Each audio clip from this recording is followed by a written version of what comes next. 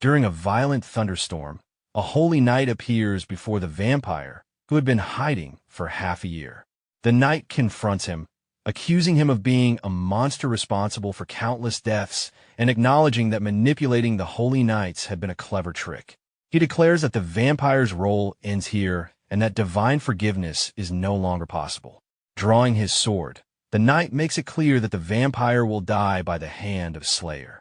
The vampire collapses to the ground, bleeding, as the knight condemns his twisted form as proof of his sins, his deception of the church, and his rejection of its judgment. Laughing hysterically, the knight reveals that the long delay in capturing him was intentional.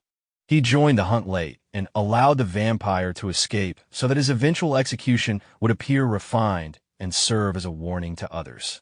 Staring at the blade meant to end his life, the vampire realizes that the world operates on a simple rule. Survival belongs to the strongest, regardless of intention or morality. Power alone determines fate. The sword cuts through his body, ending the life of a vampire who had fled because he understood this truth too late. As pain spreads through him, he questions whether choosing to run had been a mistake. Even as his life fades, the knight continues to belittle his existence, calling it an insult to the church. With regret filling his heart, the vampire reaches toward the sky, wishing for another chance, before his body falls lifeless under the knight's laughter. He suddenly awakens inside a tent, gasping for air. Panic grips him as he touches his neck and limbs, finding them unharmed. His hands are bandaged, and nothing resembles the injuries from his execution. Looking around, he realizes this is not a dream.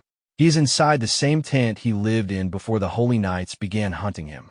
Carved markings in the wood reveal the date, confirming that he has returned to 6 months before the pursuit began.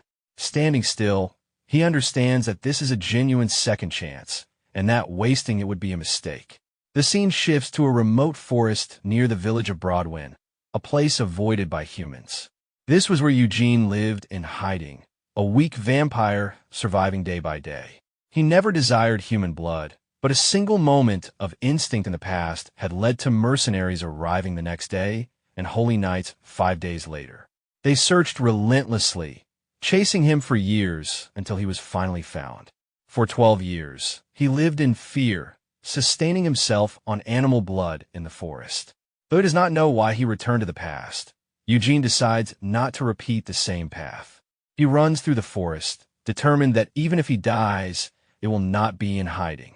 If they come for him again, he will be ready. Under the pale moonlight, he changes his approach and begins using vampire magic. Vampires grow stronger by consuming blood, and the strength gained depends on the power of its owner. As Eugene moves forward, he senses danger approaching. The water nearby erupts as the forest lord emerges, a massive creature with powerful jaws. He narrowly avoids the initial attack, realizing that his weakened body struggles even to evade properly. He decides that inflicting a single wound will be enough to absorb the creature's blood and gain power. Abandoning his old habit of concealment, Eugene launches an attack. His previous method had failed, and hesitation would only lead to death. He swings his sword with all his strength, but it shatters against the monster's hardened skin. The forest lord retaliates with a crushing tail strike, sending Eugene flying into the water, blood trailing from his body. As the monster advances again, Eugene recognizes his miscalculation. Wanderers are creatures that roam freely outside demonic zones, and some possess magic stones, even in areas considered safe. These stones are more valuable than gemstones and could change the outcome of a battle. However, the gap in strength between him and the forest lord is overwhelming. Struck once more, Eugene realizes that he underestimated the opportunity given to him. At this moment, it is clear that the forest lord could end his life before he can land even a single wound. As the monster closes its jaws around him, Eugene briefly considers whether he had been mistaken to believe he would be given another chance if he failed again.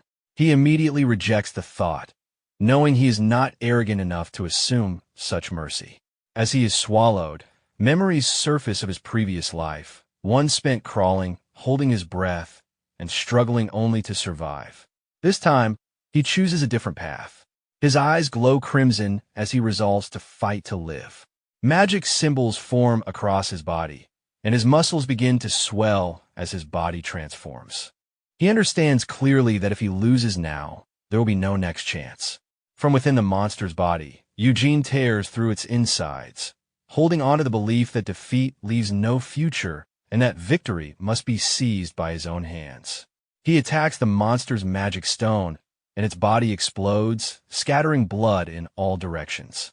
Eugene emerges from the remains, confirming a truth he now accepts fully. Survival has always belonged to those who stand upon the blood of others. Among the scattered remains, he recalls the promise he made to himself when given his second chance. He would not run again. He would fight. Standing beneath the moonlight in his transformed state, he steels his resolve to claim power and victory. When the silence returns, Eugene observes that he absorbed not only the forest lord's blood, but its magic stone as well. The energy gained far exceeds his expectations. Examining the remains, he notices that the mana crystal differs in size and color from ordinary ones. From this, he realizes the ability it grants allows his skin to harden into black scales. He reasons that if these scales can completely block sunlight, it may allow him to move freely during the day. His memories align with this realization.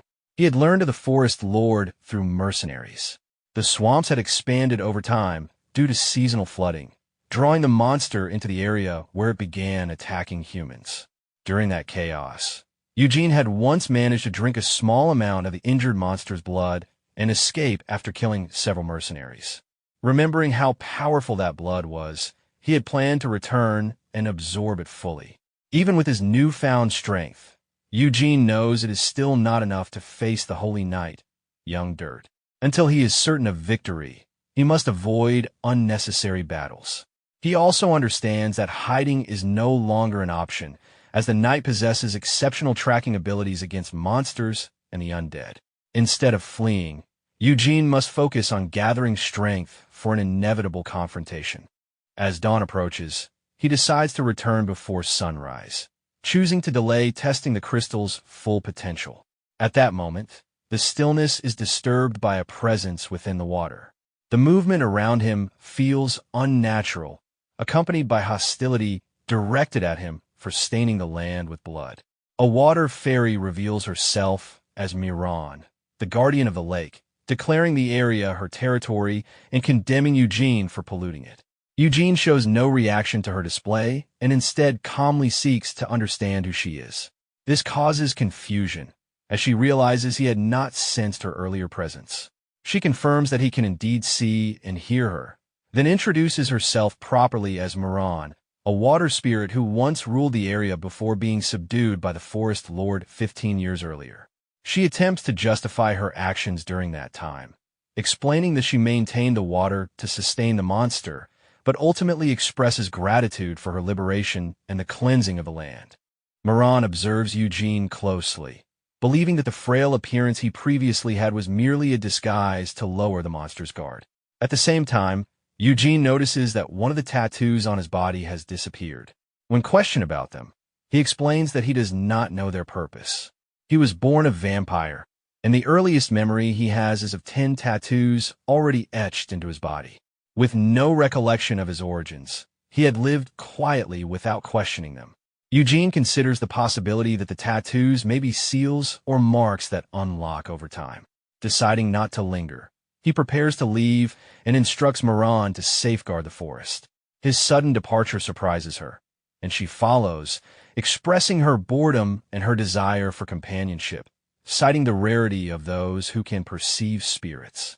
She attempts to persuade him to stay and purify the swamp, offering assistance in the form of water purification. Eugene remains uninterested and orders her to keep her distance. Despite this, Miran continues following him, repeatedly offering help in increasingly unsettling ways as he leaves the area. Several days later, night falls over the village of Broadwin. Panic spreads when a villager rushes to alert the chief, reporting the appearance of a red-eyed monster. The villagers gather in fear, expecting an attack, only to find a massive pile of hunted game left at the edge of the village. The sight leaves them stunned, uncertain whether they are even allowed to take so much meat. Confusion spreads as they realize this visit came earlier than usual. The red-eyed monster who lived at the foot of the mountain had brought hunted animals once every 2 weeks for the past decade, never directly threatening the village. Although the village chief cannot understand the creature's intentions, he hesitantly allows Eugene to enter the village briefly. When Eugene first appeared 10 years earlier, fear had gripped everyone. Over time, his consistent offerings of game, treated as a form of tax, created an unspoken agreement. The villagers avoided him, and he remained distant. Now, his sudden appearance unsettles them. Their unease deepens when Eugene removes his mask, revealing his face. Calm and composed, he appears unchanged by the years of isolation. He explains that he has recovered from his illness and came to share the news. He expresses gratitude for the help the village provided in the past and offers his assistance should they ever need it. After delivering the game, he leaves quietly, his departure leaving the villagers shaken and uncertain. As they watch him go, speculation spreads. Some wonder whether the creature from the forest was never truly a monster, but perhaps a half-elf or an exiled noble. His appearance does not match the image they had imagined for so many years. On the way back through the forest, Miran questions Eugene's decision to give the villagers all of the hunted game and asks what he intends to do next. Eugene explains that while vampires are feared for bloodshed, showing one's face is a sign of goodwill among humans. Miran finds this reasoning pointless, especially since Eugene had planned to leave the area soon. Eugene pauses, realizing that he had been wrong to believe nothing tied him to this place. He understands that he cannot remain detached from what is about to happen. He reveals that mercenaries will soon attack the village. Their objective is to abduct a specific boy and deliver him to the regional lord, Sir Terwin. To erase evidence and witnesses, the mercenaries will slaughter the entire village. Eugene knows this massacre will inevitably draw the attention of the Holy Knights to the region, leading to the future he is trying to avoid. Preventing this outcome becomes necessary. Miran doubts that mercenaries would go so far as to kill everyone, but Eugene remains certain. He states that the truth will soon become clear. His first step, he decides, is to gain the villagers' trust so that he appears harmless, even though Miran struggles to understand how this connects to stopping the attack. As they continue walking, Eugene suddenly stops. Armed men emerge ahead. The mercenaries mistake him for a villager due to his simple clothing, disrupting their plan to ambush the village unnoticed. One notes that his appearance is unusual, but they quickly decide to eliminate him since he is alone and unarmed. An attack comes from behind. Eugene reacts instantly. In a brief moment, blood is spilled, and the first mercenary falls. Miran is left stunned by the speed and precision of the strike. Eugene continues without hesitation, moving decisively as the remaining mercenaries realize they are not facing an ordinary opponent. Panic spreads as his inhuman strength becomes evident. They attempt to overwhelm him with numbers, but their attacks fail. Eugene moves through them efficiently, striking each down before they can coordinate. As the sun sinks lower, the advantage shifts further in his favor. When a heavily built mercenary attacks with a spiked mace, Eugene stops the blow, breaks the weapon, and ends the fight. Bodies lie scattered across the ground. Eugene assesses the scene, recognizing this as the appropriate moment to erase traces of blood. Any remaining resolve among the mercenaries collapses, replaced by fear. Not long after, villagers arrive with torches, led by the village chief. They freeze at the sight of the torn bodies before them. The chief stares in disbelief, unable to comprehend how such a scene could have unfolded so close to the village. One villager turns away and vomits at the sight, while the village chief looks at Eugene with suspicion, questioning whether he was responsible for such brutality. Eugene calmly denies any involvement, stating that he discovered the scene while returning from checking his traps in the forest. He gestures toward the bodies and explains that the mercenaries were ambushed while heading toward Broadwind. He then points out what he claims are the true culprits. The villagers react with shock as they notice the corpses of black wolves lying among the dead. Eugene continues his explanation, saying the wolves had gathered in large numbers and were feeding on the bodies when he arrived. He claims to have driven them off after killing several, adding that the rest may still be nearby.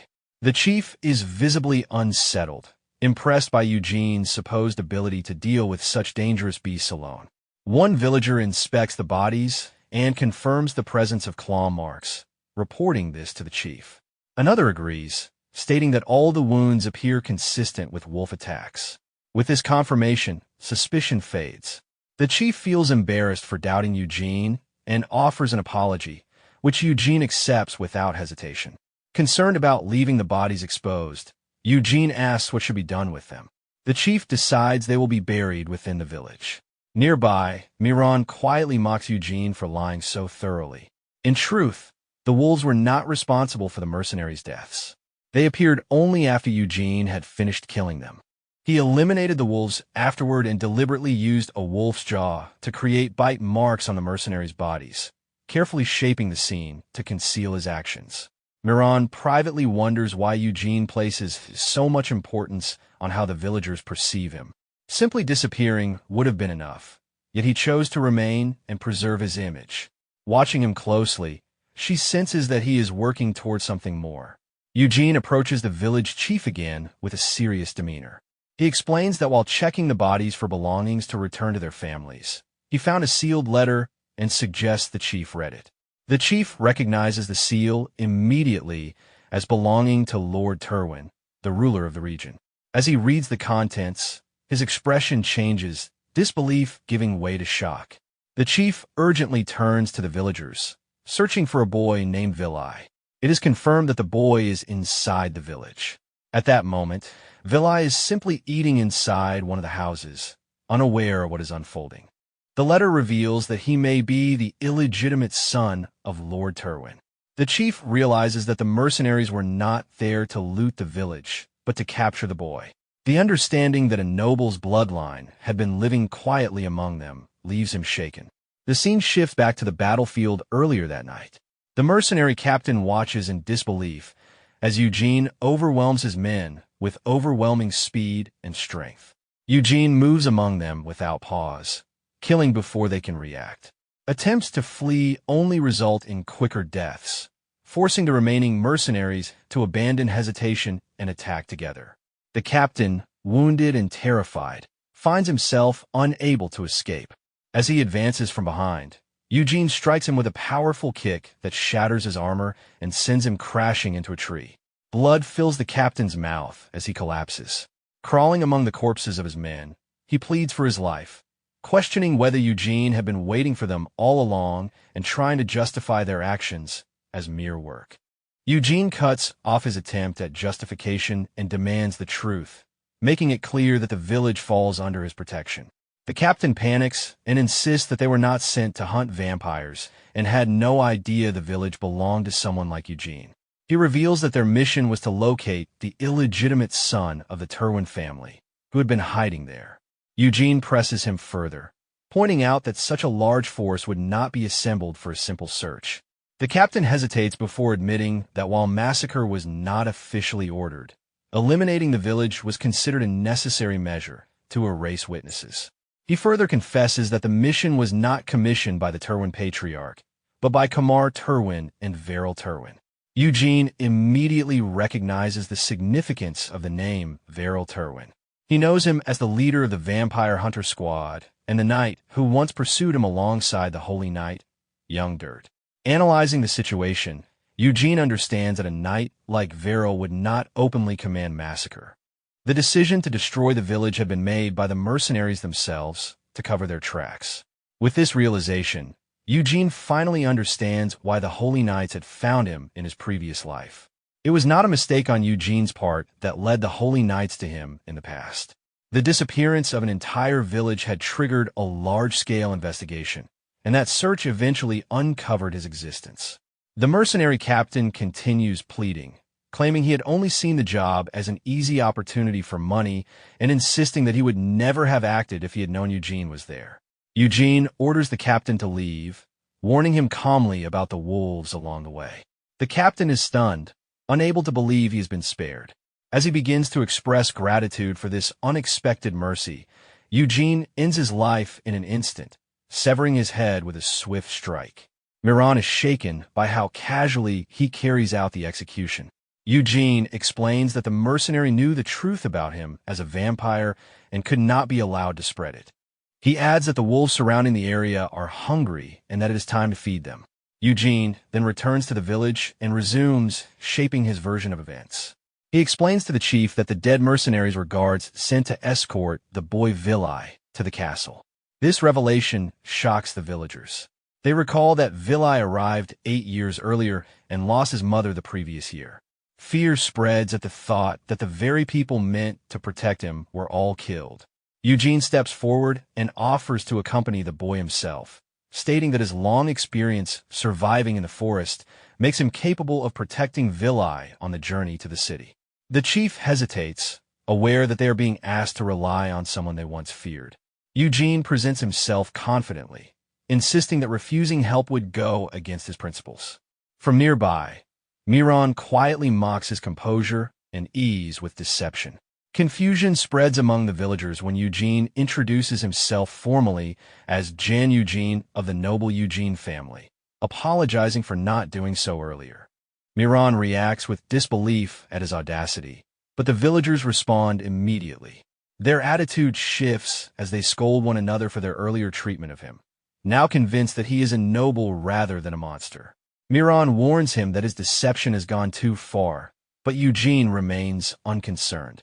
He understands that no one in this remote village has ever met a true noble, nor do they possess the means to verify his claim.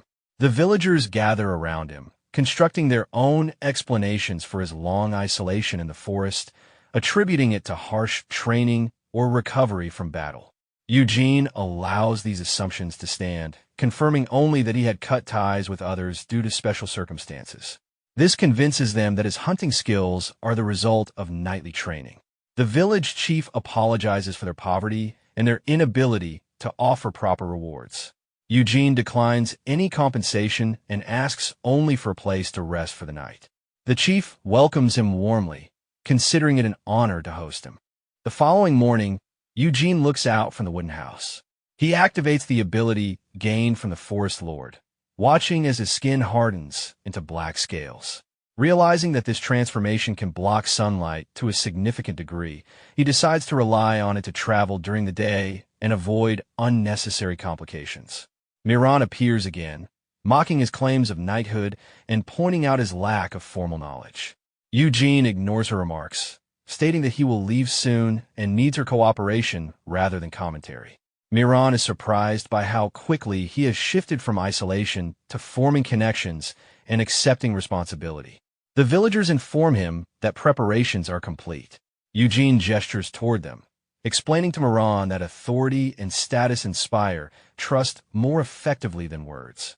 By establishing status first, fewer lies are needed to secure belief.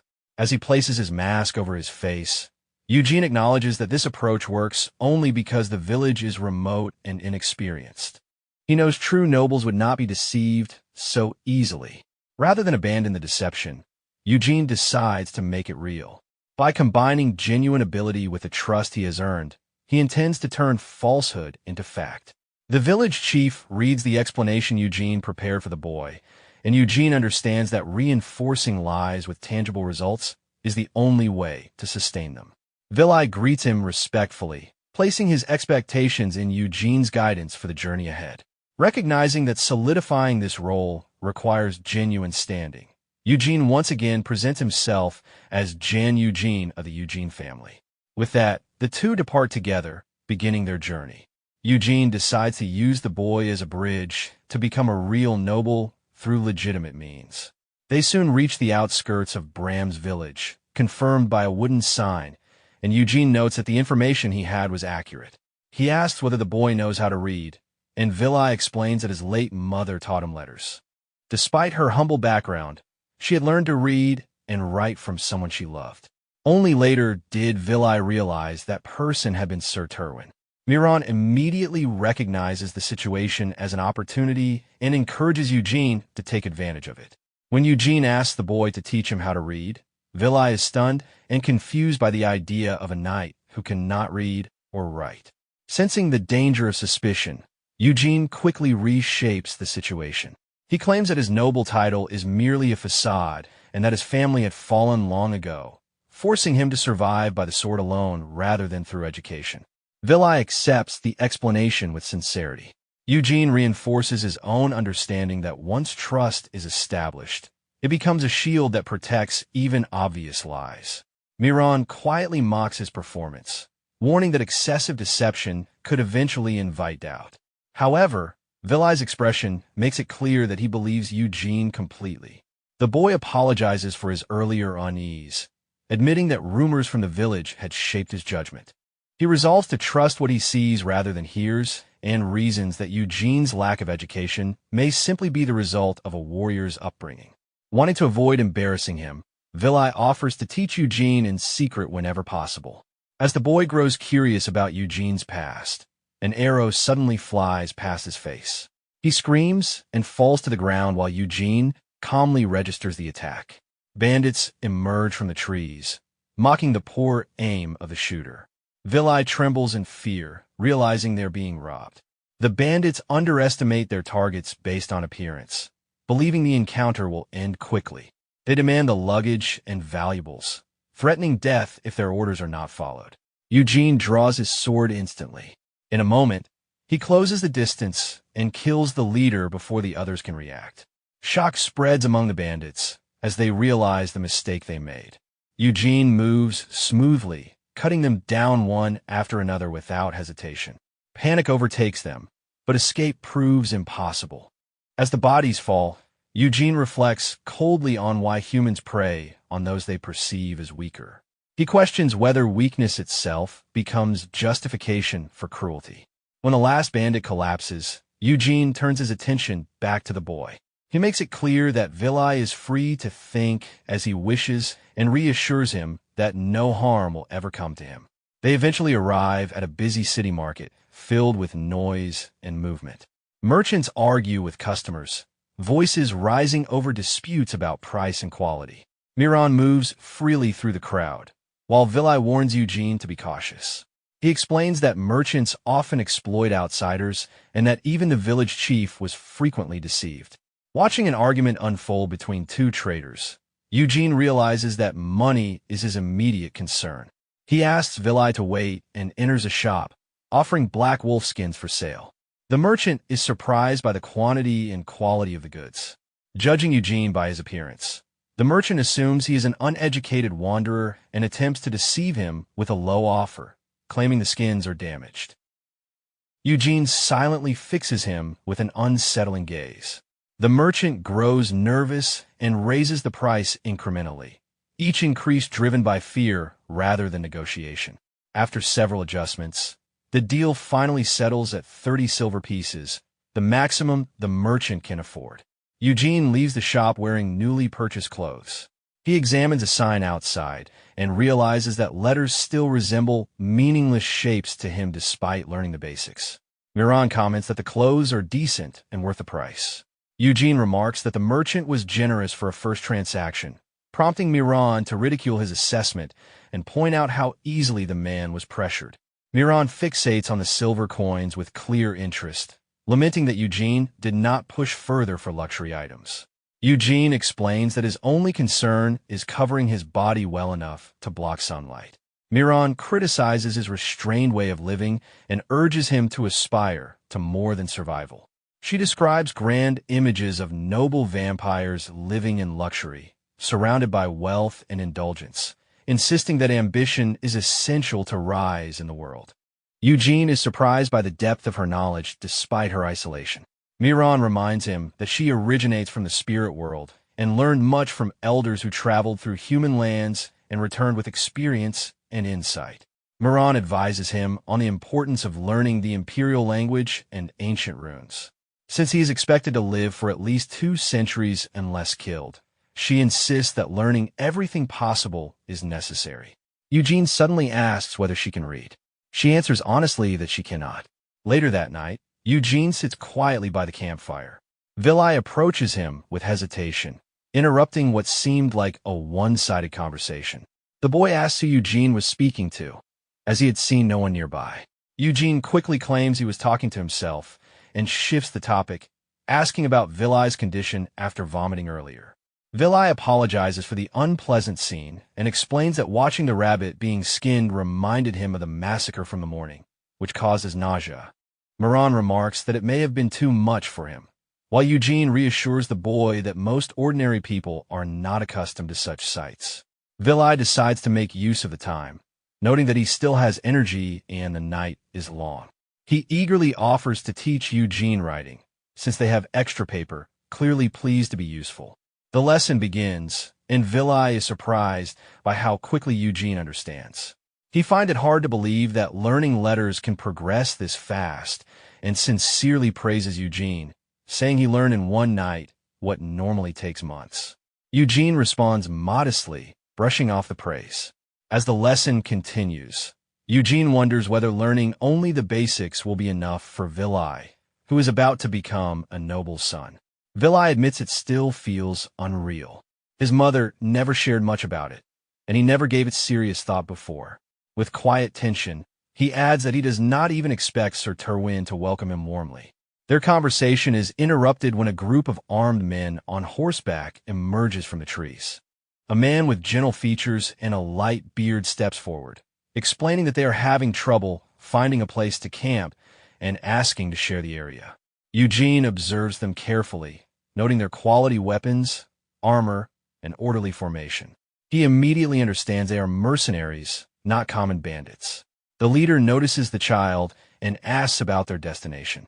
Eugene recognizes the professional nature of the question and decides that lying carelessly would only invite suspicion. He answers truthfully that they are heading to Lord Terwin's castle. The leader, Bardic, says they're going the same way and proposes sharing food and supplies in exchange for the campsite. A young blonde soldier objects rudely. Bardic apologizes on his behalf, explaining that the youth is new and lacks discipline. He introduces himself, and Eugene introduces himself as a knight. This provokes mockery from the young soldier, who questions Eugene's appearance, lack of armor, and absence of a horse. He steps closer, accuses Eugene of lying about his status, and presses a finger into his chest, claiming he has never heard of any noble family bearing Eugene's name. Eugene meets him with a cold stare. He realizes he cannot retreat from the claim he already made to Vilai. Calmly assessing the situation, he understands that the mercenaries did not approach randomly, and that continued doubt would only escalate matters. He grips his sword beneath his cloak, calculating that their numbers are manageable if violence becomes unavoidable. Sensing the sudden shift in tension, Bardic reacts immediately. He strikes the reckless soldier with a single, decisive blow, sending him flying. He then apologizes earnestly to Eugene and asks for forgiveness for the disrespect. Eugene accepts the apology without emotion and orders them to keep their distance. While Bardic expresses gratitude, Eugene knows that suspicion will only grow from here. He concludes that he must fully assume the role of a knight and prove it soon to prevent further scrutiny. Later, away from Eugene, Bardic sits beside the unconscious youth. When a young man wakes, confused and indignant, Bardic scolds him harshly. He explains that the blow saved his life and that his behavior nearly got everyone killed. The youth dismisses Eugene as harmless based on his appearance, but Bardic rebukes him for judging too shallowly. He points out that Eugene's cloak alone is made of high-quality lycanthrope leather, worth more than 10 silver coins, exceeding several months of the youth's wages. He adds that Eugene was clearly literate, which rules out him being a common wanderer. Finally, Bardic reveals that Eugene was already on the verge of drawing his sword. Had he done so, most of them would not have survived. Bardic explains what he noticed in that moment. Eugene's hand already gripping his weapon beneath the cloak, his foot subtly shifting backward, and his balance perfectly aligned. It was a stance used only by someone with precise control and extensive combat experience. Bardic confirms with visible unease that if he had hesitated even a single second, Rabin's head would already be on the ground.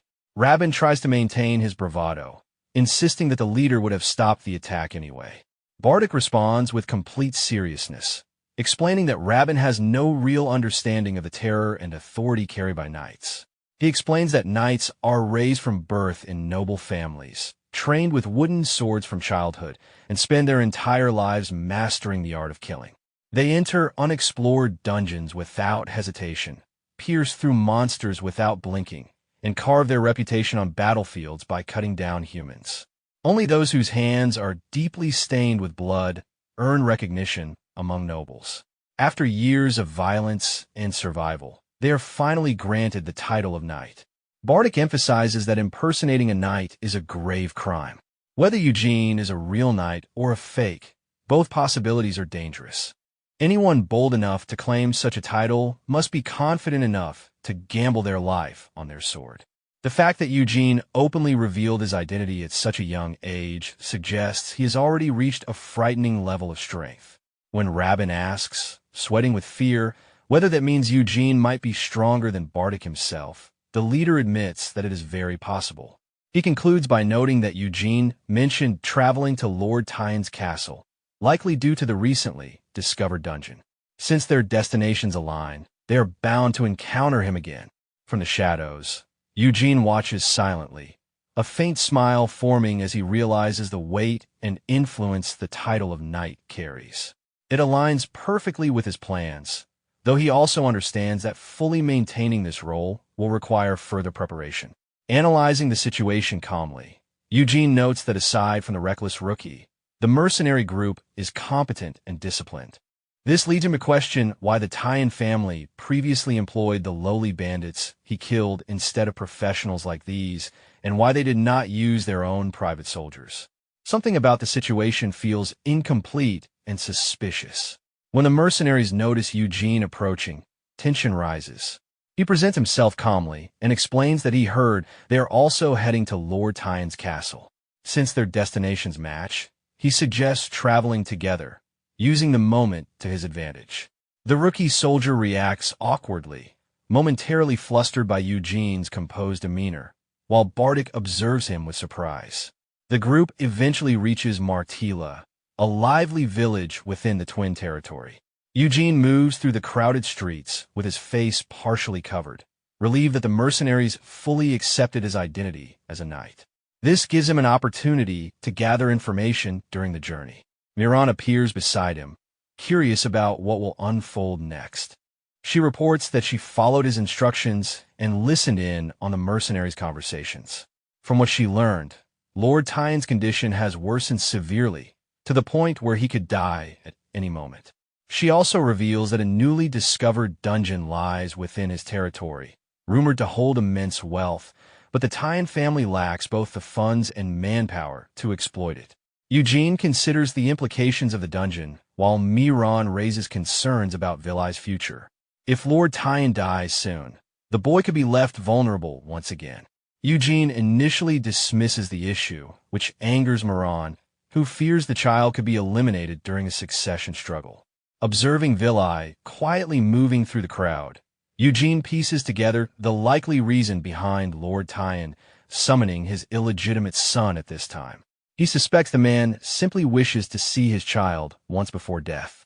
Eugene reflects that both his fate and the boy's fate are now set on a path that cannot remain unchanged. Soon, Rose Castle comes into view, its massive structure dominating the horizon. Upon entering through the main gate, Eugene notes that the castle is far larger than he anticipated. Miran flits about in fascination, remarking on the luxury and urging him to climb higher in status.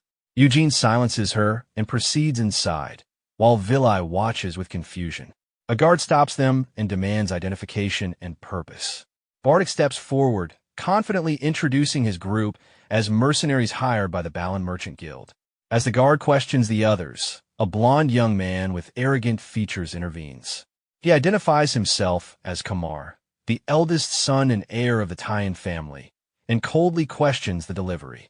After confirming the goods have arrived safely, Kamar orders the mercenaries to begin unloading without delay. He then notices Eugene standing apart and questions his identity and why he is not working. Eugene steps forward calmly, introduces himself as a knight, and indicates that the child beside him is under his care. Before the exchange can continue, a firm voice interrupts, reprimanding Kamar and questioning his actions. Eugene turns toward the voice, instantly recognizing it. Annoyance flashes across Kamar's face as a knight in a red cloak and polished armor approaches, asserting his authority as the castle's guard. Eugene stiffens as the voice triggers memories he cannot forget. His thoughts return to a painful past, recalling the man who discovered him while he was hiding, the one who hunted and tortured him relentlessly. The speaker is revealed to be Bertel Tyan, the second son of the family and their direct knight, standing tall in his red cloak. Bertel questions his elder brother with strict composure. Kamar responds with thinly veiled sarcasm, implying that Bertel's behavior makes it seem as though he considers himself the true heir. Bertel's expression shifts to visible annoyance as he denies any such intention. Eugene interrupts the escalating family dispute without hesitation, presenting a letter and informing them that it was sent by Chief Jeb of Broadwind Village. Bertel moves to take the letter immediately, surprise flickering across his face at the mention of Broadwind, but Eugene pulls his hand back. Instead, he hands the letter to Kamar while maintaining steady eye contact with Bertel. Kamar reads the letter, his expression changing as he processes its contents. It explains that the hired mercenaries were wiped out by a wolf attack and confirms that the child escorted by the knight is the family's illegitimate son. Vilide steps forward with unsteady movements and introduces himself. Kamar's expression shifts into a practiced smile as he welcomes the boy as his younger brother. Bertel, however, watches him with a cold and unsettling gaze. Kamar remarks that their father has missed him greatly. Bertel issues curt orders to the servants, instructing them to clean the boy and dress him properly. Vilide turns instinctively toward Eugene, fear evident in his eyes. Before they can move, Eugene intervenes, halting the situation. His action catches Bertel off guard, and he looks at Eugene in disbelief. Eugene firmly demands that the matter of his reward be discussed first and states that he will meet Lord Tyan personally. Bertel reacts immediately, his anger flaring as he rejects the request. He explains that their father's condition is unstable and that arranging a meeting is not possible. Instead, he offers immediate payment in gold in exchange for Eugene leaving the castle. Eugene responds with a steady, unyielding stare. He reflects briefly on the effort it took to deliver the boy safely and makes it clear through his posture that he will not leave so easily. Without raising his voice, he applies pressure, making it clear that he will not repeat himself. Kamar intervenes, questioning the feasibility of Eugene's demand, which provokes Bertel into snapping angrily at his brother. The argument between them exposes the growing rift within the family. Kamar insists that their father must meet his newly returned son, while Bertel counters that Lord Tyan cannot remain conscious for long and that allowing an unknown wanderer into his presence is reckless. Accusations follow, with Bertel claiming Kamar is manipulating their father's schedule, and Kamar accusing Bertel of distorting his words. Kamar eventually turns back to Eugene with a strained smile, expressing regret that his brother's behavior complicates matters. He places a hand on Eugene's shoulder and suggests that Eugene should return safely for now. He then turns to Vilide, stating that he will personally guide him and show him around the castle. The boy follows him quietly. Eugene watches the scene closely, realizing they never intended to grant him an audience with Lord Tyan. At that moment, the ground trembles as a heavy impact echoes nearby. A massive shadow appears in front of Bertel, accompanied by a large, red-haired man carrying several unconscious bodies over his shoulder. He greets the second son casually and drops the bodies onto the ground, explaining that these mercenaries were looting villagers instead of training as ordered, and that he dealt with them himself. The man, Galactic, suggests executing one of the captured mercenaries as an example. Bertel watches Eugene carefully as Bertel steps in and shuts down the suggestion. He explains that the mercenaries, though temporary hires, are still needed for the dungeon expedition and that discipline will be handled later.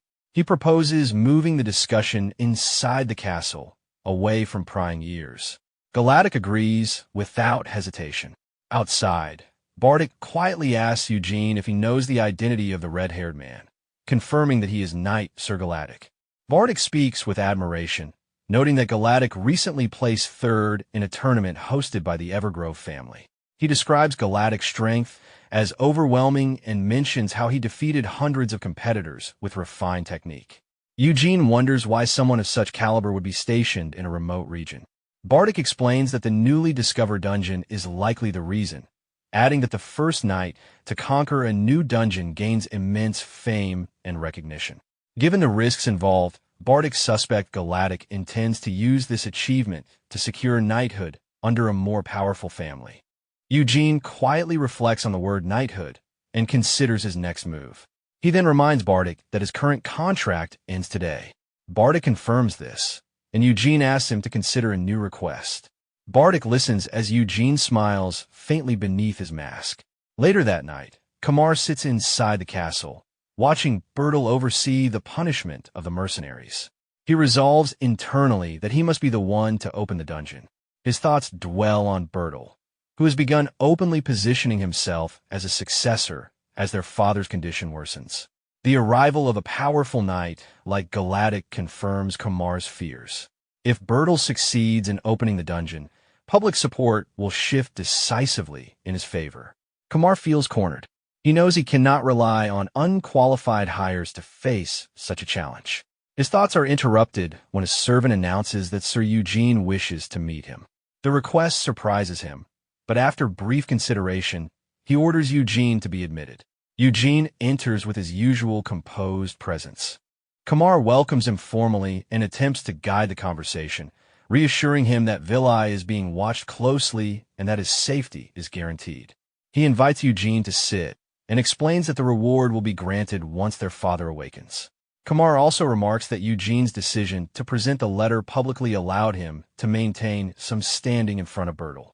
Eugene responds with a measured smile, acknowledging the sentiment before calmly shifting the conversation.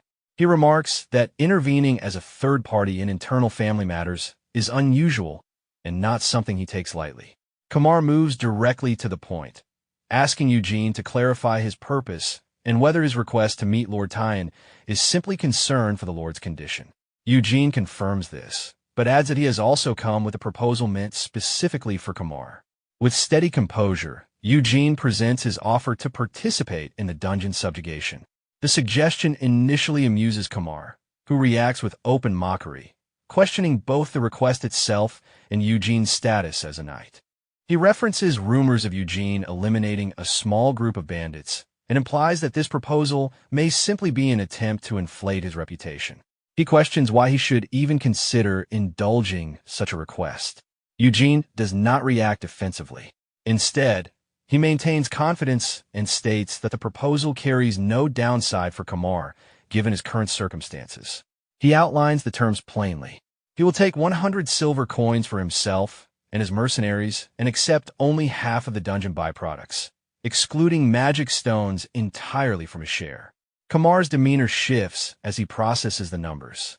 The terms are far below standard rates, enough to raise immediate suspicion. Eugene responds evenly, pressing Kamar to decide whether the offer appeals to him or not.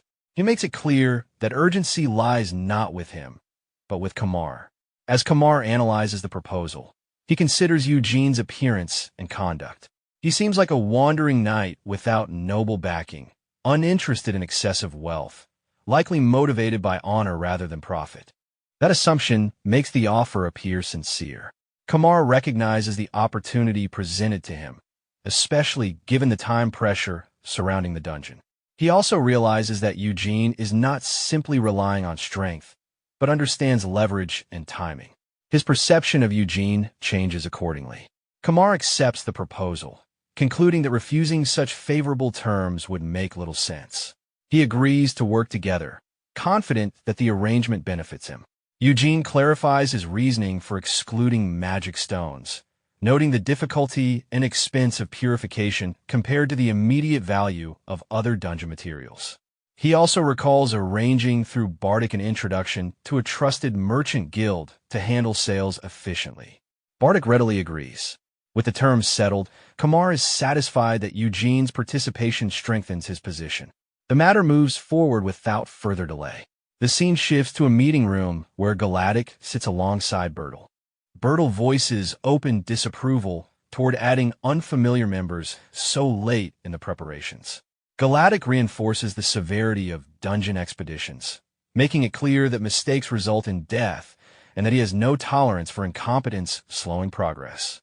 Bertel adds that his expectations are low, given that the recommendation came from Kamar, whom he considers poorly connected among noble circles. He suggests that if matters deteriorate, Galactic should deal with a new knight personally. Kamar enters shortly afterward and introduces Eugene formally as a new addition to the subjugation squad. Eugene follows quietly, accompanied by Bardic's mercenaries. Bertel studies Eugene closely, recognizing him as the man previously seen with a rough-looking group. He raises an objection, stating that accepting someone whose background and abilities are unverified is irresponsible. Kamar responds by vouching for Eugene's strength. He reminds them of the bandit group that plagued the territory's border for an extended period, a problem none of them resolved. He states that Eugene eliminated that group alone while traveling here, using only a short sword. Without warning, a dagger is thrown toward Eugene. He deflects it smoothly, redirecting the blade into the wooden wall behind him, where it embeds deeply. The display draws immediate attention. Galactic reacts with visible interest, his earlier skepticism giving way to curiosity. Galactic acknowledges the demonstration while making a pointed remark about Eugene's appearance, suggesting a sheltered upbringing. He positions himself directly in front of Eugene, openly challenging him to demonstrate his abilities further. Word spreads rapidly, and people gather in the castle square as news circulates that Galactic is facing a challenger. Spectators discuss his reputation with awe, recalling his performance in the grand tournament and the stories of his overwhelming strength. Against this backdrop, Eugene stands composed, unaffected by the attention. Galactic draws his massive sword with confidence. Eugene follows suit, adopting a matching stance. At the signal, the duel begins. The first clash sends sparks flying as steel meets steel. Heavy blows follow in rapid succession, with Eugene deflecting the force of Galactic's strikes while fragments scatter from the repeated impacts.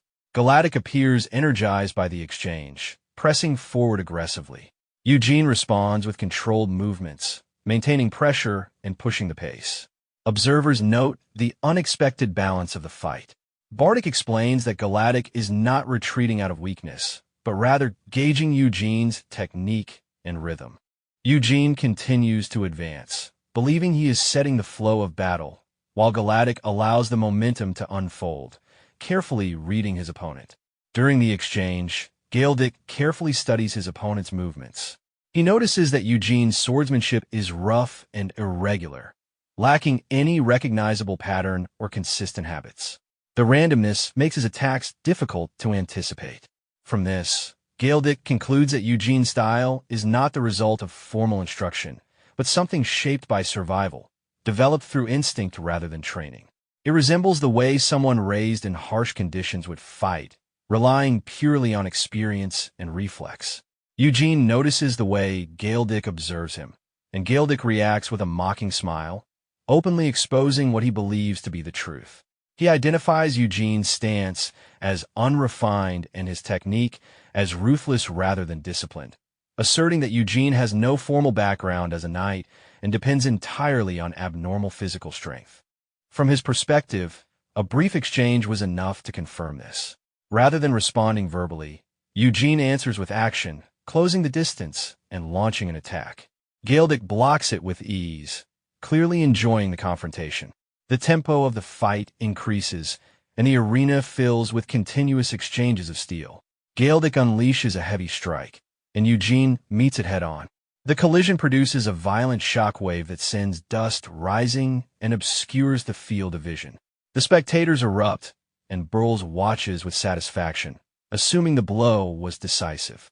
However, from within the dust, a red gleam appears as Eugene lunges forward at astonishing speed. Galactic manages to block, but his expression shifts as he realizes Eugene is adapting in real time.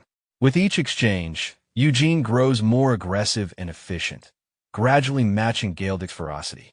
Their clash reaches a breaking point, and both swords shatter from the force. They discard the broken weapons simultaneously and engage directly. Their hands lock as they close in, neither yielding.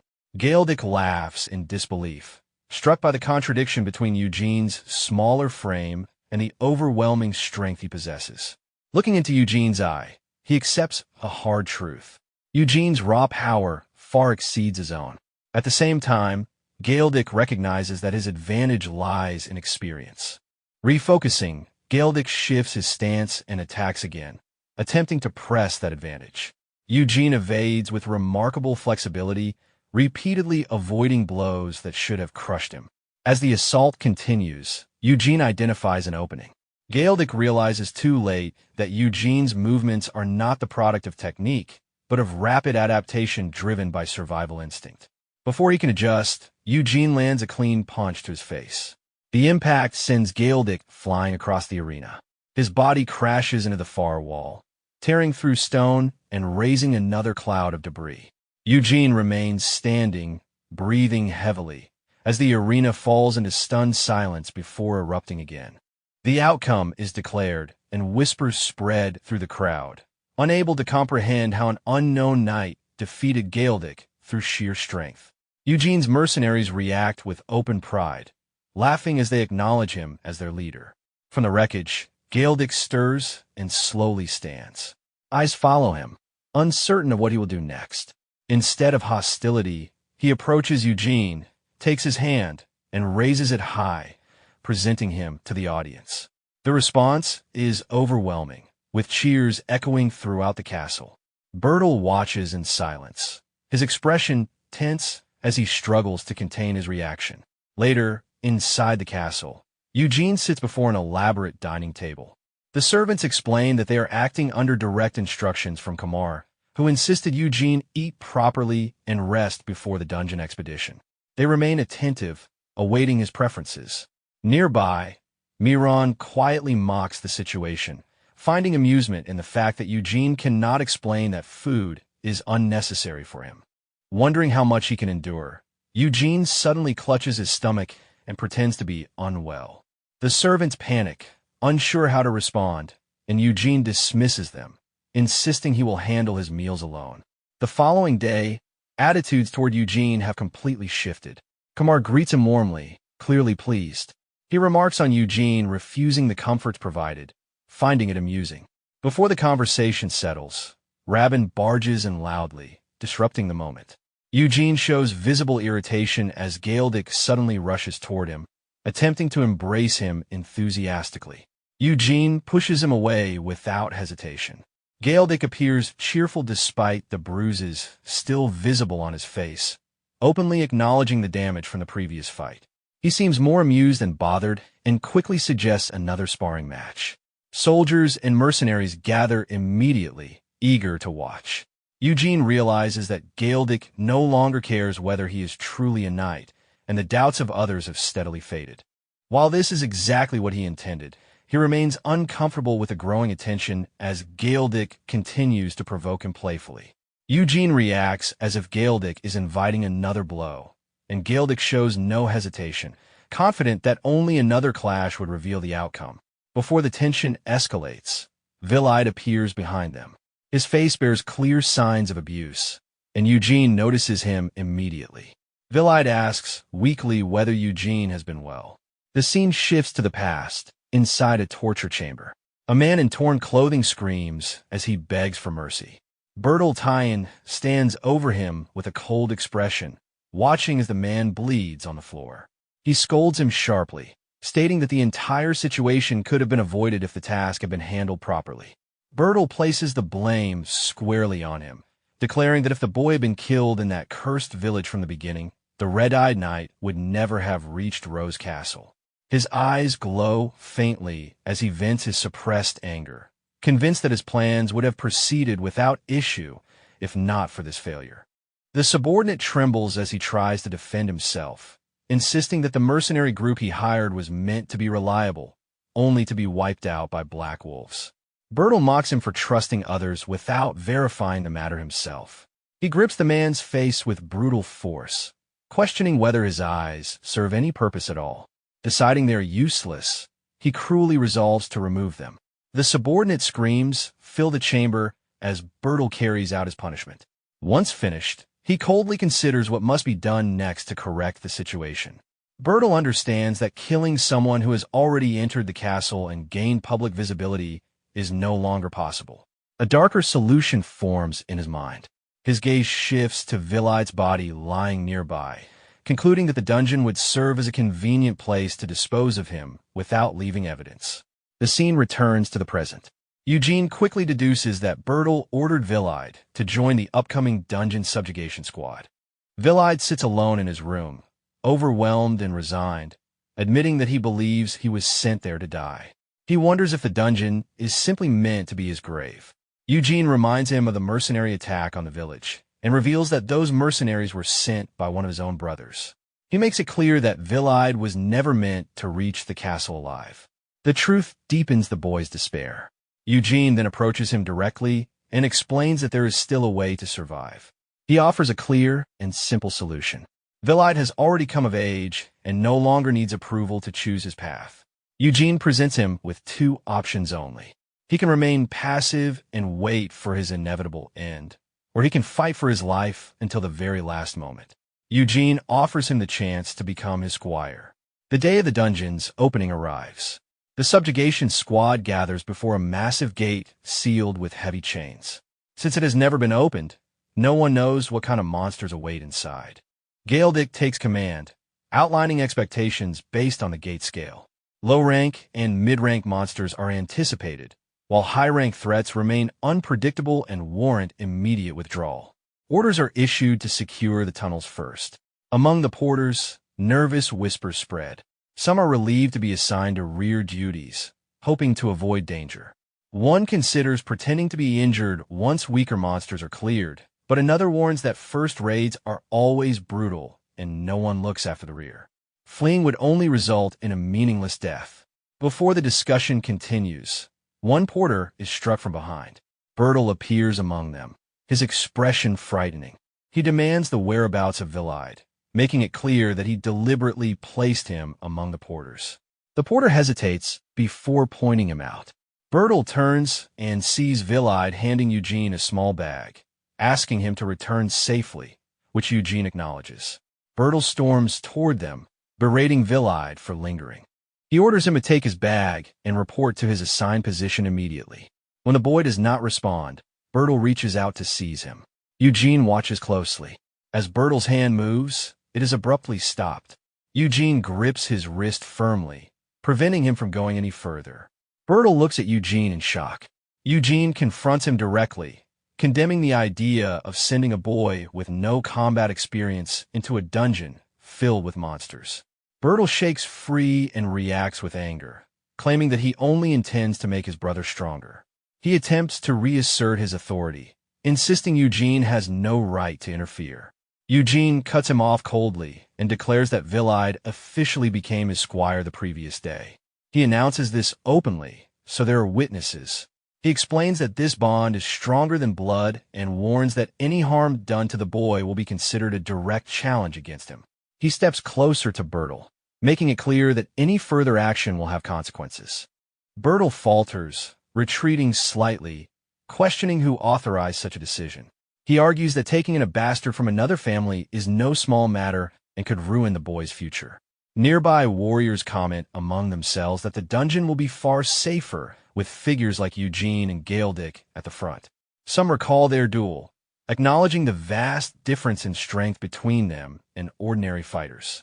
Kamar intervenes with a forced smile, stating that he too can entrust his brother to Eugene. He justifies this by acknowledging that Villaid is already an adult and has the right to choose his own path. Bertel watches with undisguised malice. Eugene reflects quietly. Once a predator marks the weak, hiding offers no protection. Even if the prey remains still, it will eventually be found and destroyed. Remembering this, Eugene recalls the advice he gave Villaid earlier. If one cannot become strong alone, then one must form a pack. A scout reports that no wandering monsters are detected nearby, and none are escaping the tunnels. Galedic reacts with eager anticipation and signals for the dungeon to be opened. The massive gate slowly parts, revealing deep darkness beyond. The soldiers advance as the raid begins. Inside, chaos erupts immediately. Monsters descend from above, crashing into the formation. Panic spreads as blood spills and cries for help echo through the darkness. Galedic charges forward, cutting down a monster in a single strike, attempting to restore order as the battle begins in earnest. Galedic quickly orders the archers in the center to return to their positions and cover the ceiling with arrows, warning the soldiers not to allow the monsters to break their formation. Fear overwhelms one of the soldiers, who immediately regrets volunteering for what now feels like a suicide mission. Convinced that his worst fears have come true, he turns and runs toward the entrance, believing escape is his only chance to survive. His hope shatters when he finds the path blocked by a pack of monsters waiting ahead. Panic freezes him in place until someone intervenes. Eugene appears without emotion, making it clear that retreating through an uncleared route was never a realistic option. Galedic seizes the terrified soldier and forces him back into formation, emphasizing that staying with the group is the safest way to survive.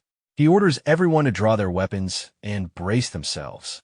Observing the chaos, Galedic realizes how unprepared the gathered mercenaries truly are. They were assembled in haste, lacking coordination and discipline, and he wonders how a dungeon could possibly be conquered with forces like these. The situation worsens when reports come in of monsters approaching from multiple directions. Attacks from the rear force Galedic to make an immediate decision, reorganizing the formation to cover both fronts. Before further orders can be issued, Eugene steps forward and takes responsibility for the rear. Despite the danger of moving alone, he disappears into the darkness at incredible speed. Galedic is left momentarily stunned by both the speed and decisiveness of the move. Moments later, the sounds of combat echo through the corridor. Soon after, something emerges from the shadows. Galedic recognizes it as Eugene's discarded mask. Understanding what that implies, Galedic orders Bardic to cover his back and advances immediately. As they move forward, they are shocked by the sheer distance Eugene has covered in such a short time, as well as the number of monster corpses left behind. They find Eugene standing calmly at an intersection, having cleared the entire area alone. He holds a glowing flower in his hand, examining it with detached curiosity. Galedic arrives out of breath, while Bardic internally notes Eugene's unfamiliarity with even basic dungeon resources. Despite this, Galedic cannot help but acknowledge Eugene's exceptional combat ability. The glowing flower withers in Eugene's hand as the moment passes.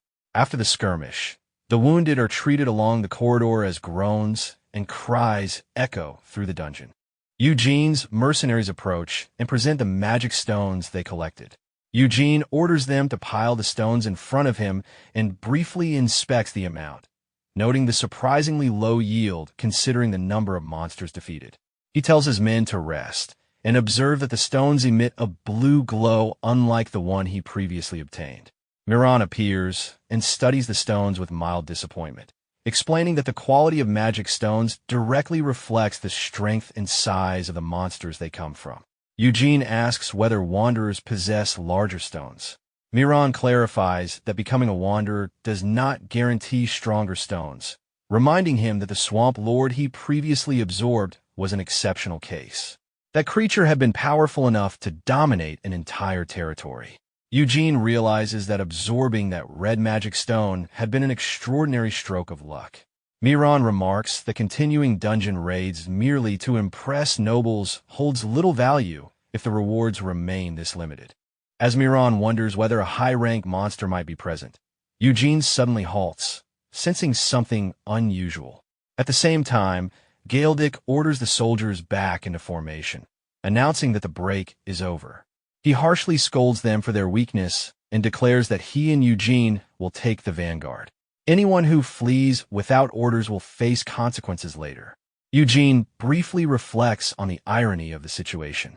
This is his first time inside a dungeon as well, yet he has already been placed at the front. Still, given the condition of the mercenaries, he understands there is little choice. Advancing carefully, Galedic senses a shift in pressure. The approaching monsters feel fundamentally different from those encountered earlier. He signals to Eugene that the goblins were likely expendable pawns, and that the true controllers of the dungeon are now emerging. His assessment proves accurate when heavily armed orcs appear, confirming the presence of at least mid-rank monsters. He reasons that if these enemies fall, even stronger threats may be waiting deeper inside. As tension grips the soldiers, Eugene recalls the moment after absorbing the Swamp Lord's red magic stone and the ability he gained from it. His eyes briefly glow as he wonders whether consuming another similar stone would grant further power. Refocusing, he analyzes the surroundings and identifies the approach of more than 50 monsters, with several heavier presences behind them. Galedic responds with visible excitement. Galedic weakly raised his hand and passed a spare weapon to Eugene, signaling for him to throw it toward the monster. Eugene understood the intent immediately and did not hesitate. Trusting his friend's judgment, he took the weapon, adjusted his stance, and hurled it with precise force toward the advancing creature, accepting the decision without question, and killing one of the monsters instantly. He orders a full assault, taking advantage of the disruption Eugene has already caused. Eugene moves through the orcs with overwhelming speed, cutting them down one after another. Galedic commands the soldiers to advance behind him and provide support. The soldiers follow, emboldened by Eugene's presence. One tries to call out for instruction, but Eugene is already engaged with a massive orc that suddenly blocks his path. He evades the creature's attack, strikes its eye with precision, and exploits its momentary loss of control. With swift movements, he disables its limbs and ends the fight with a decisive strike. Blood stains his armor as the creature collapses. The soldiers watch in silence, committing the scene to memory. They see Eugene standing amid the fallen, crushing his enemies with overwhelming force. To them, his movements appear controlled and refined, carrying an impression of unwavering resolve. They admire the figure before them, unaware of the raw survival instinct driving each action beneath the mask. When the fighting finally ends, the soldiers sink down among the fallen orcs, exhausted and silent, fully aware that what they witnessed was unlike anything they had experienced before. Galedic notices that most of the troops have lost their will to advance. The cause is not only physical exhaustion, but also the psychological shock of witnessing Eugene's overwhelming brutality in combat. Judging their condition, Galedic concludes that pushing forward any further is unrealistic. He suggests withdrawing now, since the required objective has already been achieved and the quota met. Eugene turns toward him and calmly confirms that he still has more than enough strength. Leaving at this point would mean wasting an opportunity that may not come again. Galedic reacts by trying to rally the soldiers, declaring that if Eugene continues, they will follow as well.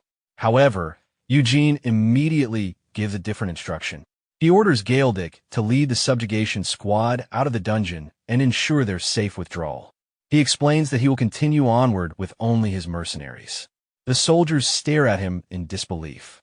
Galedic quickly realizes that Eugene has sensed their physical and mental limits and is deliberately sending them away to preserve their lives. Watching Eugene disappear into the darkness, Galedic feels a quiet respect for the compassion hidden beneath that cold and violent exterior. In his eyes, Eugene has begun to redefine what it means to be a knight. Eugene and his mercenaries advance deeper into the dungeon, where thick spiderwebs fill the corridors. Fear grips the young soldier Raven as he walks with a trembling torch. He silently curses his luck, wondering why he had to come this far. He reassures himself that Eugene is strong enough to face monsters alone and that staying close behind him is the safest option. Suddenly, Raven feels a disturbing crunch beneath his foot. Looking down, he realizes he has stepped on a small spider. The realization hits immediately. They have entered spider territory. In the darkness, countless red eyes appear as spiders emerge from every direction, sealing off their escape routes.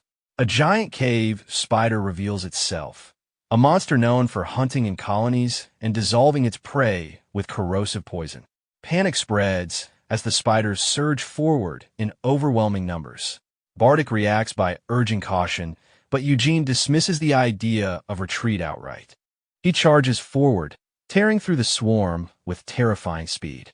Spiders fall apart in an instant as his blade cuts through them effortlessly. Bardic orders Raven to stay close, but Raven struggles just to defend himself. Eugene notices the danger immediately. As spiders close in, Raven freezes in fear, unable to move. A massive spider drops from above, its jaws opening wide. At the final moment, Eugene intercepts it, cutting the creature cleanly in half before it can reach him. Raven stares in disbelief as Eugene stands before him, radiating overwhelming presence. With a single decisive motion, Eugene finishes the fallen spider. Raven watches silently, shaken, wondering whether the true monster is really the creatures around them. Once he regains his footing, Raven expresses his admiration and suggests withdrawing, believing they have already accomplished enough. Bardic, however, suddenly halts. He realizes a crucial oversight. Even among wandering monsters, there are strict hierarchies. High-rank creatures are rare and often excluded from subjugation planning. At that moment, a massive leg moves across the web-covered ceiling. Bardic understands instantly. The scale alone confirms it. A Lord-rank giant cave spider emerges, its enormous body and glowing eyes filling the corridor with dread. Bardic orders an immediate retreat, fully aware that they cannot face such a creature. He considers calling for outside assistance, but Eugene rejects the idea without hesitation. Eugene orders Bardic and Raven to withdraw immediately. As they retreat, a crushing pressure fills the air. Eugene's gaze locks onto the monster, his presence alone overwhelming those nearby. Bardic struggles to move, his instincts screaming at him to flee. Moran observes quietly, noting that the soldier's instincts collapsed under the sheer difference in power and status. Eugene assesses the monster and confirms its strength surpasses that of the swamp lord he once faced. The realization satisfies him. A stronger monster means a greater reward. Eugene advances without hesitation. To him, the value of the prize is always proportional to the difficulty of obtaining it. The scene shifts. A small spider descends gently on a thread toward a teacup in a sunlit garden. Eugene flicks it away casually. He now sits openly in daylight, his appearance completely human. The second ability he gained after devouring the Swamp Lord's magic stone is camouflage. Combined with his skin-hardening ability, it allows him to perfectly mimic natural human flesh. For the first time, he no longer needs to hide behind a mask. Now seated at a luxurious dining table, surrounded by nobles, attention gathers around him. Curiosity and admiration fill the air as rumors of his exploits circulate. Stories of a massive spider defeated alone are spoken in hushed amazement, while Eugene remains reserved. Moran drifts nearby, amused, noting that social interaction drains her master far more than battle ever could. The attention intensifies, with speculation about his appearance and lineage. Eugene feels unsettled, realizing that being mistaken for something non-human could complicate matters even further. A knight suddenly reaches a conclusion, observing that this explains Eugene's exceptional vision in darkness and heightened hearing. He becomes convinced that Eugene could never have been an ordinary human. Eugene listens in silence, carefully concealing the truth as suspicion begins to take shape around him. Galedic raises his voice during the banquet while holding a drink, openly marveling at the idea that elf blood might run through Eugene's veins. At the same time, Robin struggles awkwardly, trying to slip out of an uncomfortable group embrace. Galfredic studies Eugene's face with curiosity, wondering how someone with such striking features could have remained unnoticed for so long in this region. Eugene explains that he never intentionally concealed himself, but was simply shaped by circumstance. The response catches Galedic off guard, while the surrounding women and Robin grow visibly embarrassed by his boisterous behavior. Galedic casually comments on how effortlessly Eugene spoke to the ladies, clearly impressed. As Eugene calmly observes the scene, he realizes that beneath Galedic's carefree attitude lies a surprisingly sharp perception. He quietly concludes that, should suspicions arise in the future, claiming elven heritage might serve as a plausible explanation. His thoughts drift back to the moment he devoured the magic stone. He realizes that the act granted more than a new ability. It opened a deeper path. When the tattoo vanished from his body, Unfamiliar memories flooded his mind. In them, he sees himself in his current form, lying in an unknown place while a gentle hand holds his. Bells echo faintly as unseen figures watch over him. The image of a laughing woman remains vivid, leaving him confused about her identity and uncertain whether these memories are truly his. He remembers nothing of his past beyond a single name, Eugene.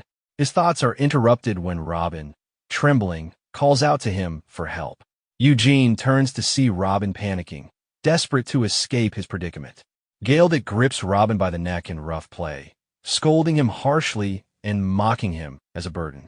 Robin screams in protest, justifying his earlier retreat by claiming any normal person would have fled. Galedic grows even more aggressive, twisting the moment into a lesson, questioning whether Robin is now calling Eugene a monster. While observing coldly, Eugene returns to his thoughts. The only certainty he possesses is his name, yet recent events awaken a new intuition. He realizes that removing the remaining tattoos, one by one, may reveal the truth of who he really is. As Robin's cries continue in the background, Eugene's gaze hardens with resolve. The scene shifts to Lord Tyen's room, where Eugene and Galedic arrive after reporting the successful suppression of the dungeon. Galedic introduces himself formally as Karima, Galedic's third son. Eugene follows, respectfully presenting himself as Jan, the eldest son of the Eugene family. Lord Tyen acknowledges the hardships they endured and orders their reward to be delivered, mentioning the certificate Eugene requested to verify his identity. Eugene receives the document confirming his status as Jan of the Eugene family and expresses his gratitude. As Miran quietly celebrates the success of their plan, Lord Tyen is suddenly overtaken by a violent coughing fit. His son Kamar rushes to his side. Lord Tyen weakly admits that the ambition of his second son weighs heavily on him. Kamar reassures him, promising to protect the territory his father built with sincerity. Holding his son's hand, Lord Tyen offers his final advice, explaining that land itself is meaningless and that a true lord must value something greater. His words linger as Vilai listens from the background. Soon after, Lord Tyen's hand falls limp, marking the end of his life. Eugene observes quietly. Though he did not know Lord Tyen well, many people grieve sincerely. Yet death does not move everyone equally. Eugene notices Bertel, the second son, whose expression reflects anger rather than sorrow. As the funeral proceeds, Galedic prepares to depart, apologizing to Kamar for leaving during such a critical time. Kamar understands. Galedic then asks Eugene whether he truly intends to remain behind. Eugene answers firmly, explaining that leaving now would waste the effort spent opening the dungeon. Galedic smiles regretfully, remarking that Count Evero would have wanted to meet someone like him. Galedic extends his hand, expressing his honor at having tested his strength against Eugene and hoping they meet again under better circumstances. Their handshake reflects mutual respect. Galedic departs on horseback as Robin wishes him a safe journey. Eugene then orders Bardic to prepare to leave. Vilide is confused, reminding Eugene that he said he would stay. Bardic asks what Galedic rode away on, and when Vilide answers that it was a horse, Bardic laughs and explains their plan to sell monster materials at the Merchant Guild and purchase a horse for Eugene. Vilide's eyes light up with excitement as he pledges his service as a squire. Eugene responds with a cold glance, making it clear that he will not need his help for now. Vilide is left stunned and confused. The scene shifts to Marin, the kingdom's largest trading city, bustling with activity. Vilide struggles under heavy boxes while workers shout at him to hurry. Nearby, Robin boasts loudly, drawing attention to the dungeon materials and pointing out Sir Jan Eugene. The crowd murmurs, recalling rumors of a rookie knight who cleared the dungeon and tore a troll apart barehanded. Inside the guild, Eugene meets Merchant Belmore, who enthusiastically offers full support in handling the materials. Eugene recalls his earlier doubts, but recognizes the value of a large guild, given his unfamiliarity with human society. Their discussion is interrupted when a well-dressed man storms in aggressively. Bardic quietly explains that the newcomer is a powerful secretary acting under the deputy manager of the guild. The man attempts to dominate the negotiation, dismissing rumors and belittling Eugene as an inexperienced knight. As he continues, the pressure from Eugene's presence overwhelms him. His confidence collapses into fear, and he hurriedly apologizes before fleeing the room. Belmore, moved by Eugene's decision to reject the deputy manager's offer, pledges unwavering support. Eugene instructs him to begin selling immediately, surprising him. Elsewhere, the secretary reports his failure to the deputy manager. She dismisses his excuses, smiling coldly and deciding to pressure Eugene through other means. Observing Eugene from afar, she orders the secretary to deliver him a gift too valuable for a penniless knight to refuse. Back with Eugene, Vilide is shocked when Eugene orders him to remain behind and assist Belmore with selling materials. Vilide asks why he must stay, questioning whether he lacks the strength to follow. Eugene cuts him off by questioning what it truly means to be a squire. Vilide responds enthusiastically, stating that his role as a squire is to assist the knight he serves in both combat and daily life. Eugene agrees. He then explains calmly, with a meaningful look, that his current task is to support him in everyday matters, including completing commercial responsibilities. Eugene clearly defines the task for Vilide. He is to sell the materials brought back from battle to raise necessary funds, coordinating with merchant Belmore, who will teach him the basics of business. Eugene assures him that Belmore will be a competent teacher in this field. Vilide reflects silently, realizing that without Sir Eugene, he likely would have been dead long ago, and that complaining about a simple task like this would be shameful. Eugene notices the boy's thoughts and offers him an extra incentive. Once the money is raised, he will seriously consider teaching him swordsmanship. Eugene adds that the time will come when Vilide will fight alongside him as his true squire. Vilide's eyes shine with both gratitude and enthusiasm as he places a hand on his chest, pledging to carry out Eugene's orders with full sincerity. Eugene leaves the shop, only to find himself completely broke after purchasing minimal equipment, marveling at how quickly money disappears.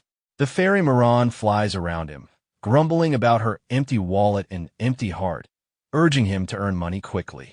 Eugene stops suddenly in front of a display window, staring at a shiny suit of armor. Bardic admires it, describing it as every knight's romance. Eugene raises an eyebrow, surprised, and asks if by romance he means expensive. Bardic explains that it's not only about the price, but also that such armor is valuable enough to be passed down through wealthy knight families for generations. The contemplation is cut short by a panic scream. Robin runs up, announcing that a massive horde of wandering monsters is approaching the outskirts of Marin City. He explains that these creatures are coming from the eastern forest and that the city's existing guild members are struggling to hold them back. Bardic suggests that Eugene participate in the subjugation operation.